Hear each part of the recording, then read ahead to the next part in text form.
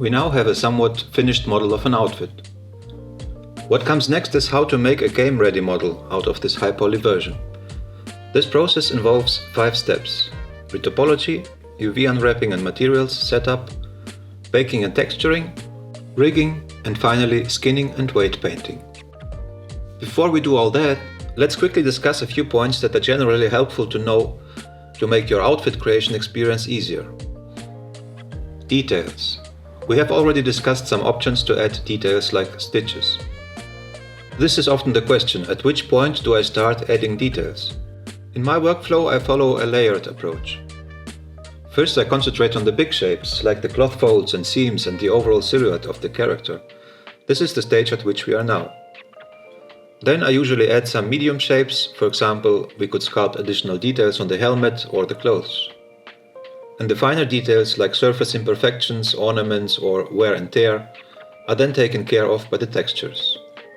For this outfit, I will not sculpt any more details, but rather refine the look of the clothes and accessories in Substance Painter.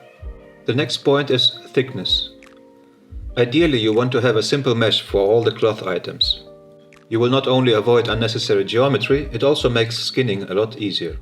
However, having only one-sided clothes meshes looks real bad when you zoom in to your character's face. We want our clothes to look decently realistic and have some thickness to them. One way to do that is to add a rim. Let's look at the shirt, for example. You can select the edge loop at the neck, extrude it, and then move it down.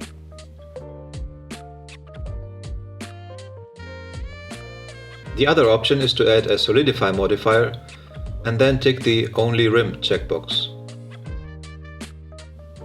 For some items it's unavoidable to have thickness, for example for these belts here.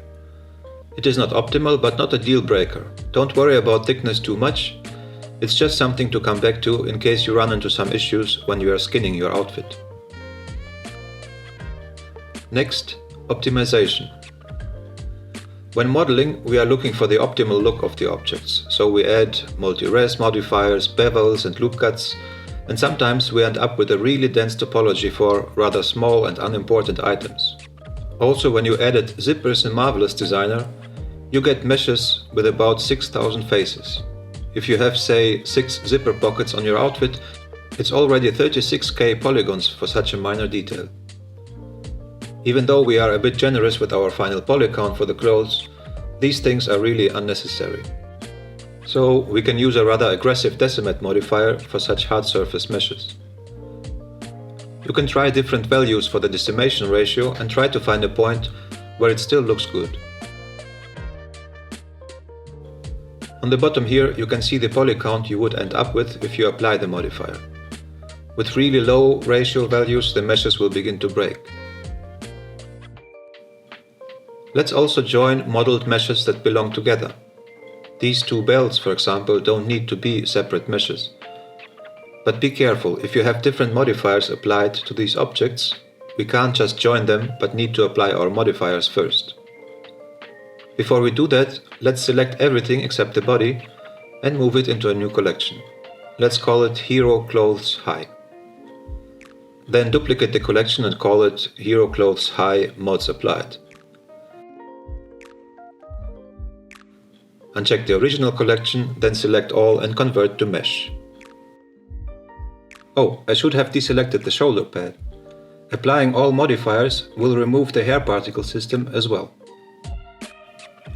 Now we can go ahead and join meshes with Ctrl J.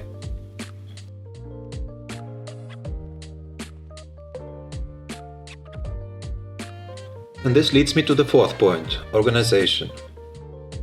Nobody likes to do this, but it's always good to rename your meshes appropriately.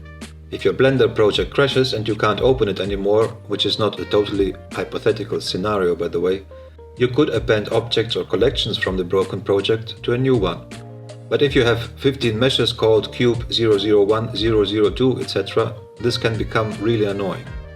I also like to keep stages of the progress in backup collections. Say, for example, you apply all modifiers, but later realize you want to change something, you always have the older model version to go back to. Excellent! We have a clean and well-organized project now, and will proceed to retopology. In the next chapter I will show you different approaches to retopology of clothes items. Those are particularly applicable to clothes created with Marvelous Designer, but also to any kind of high poly mesh.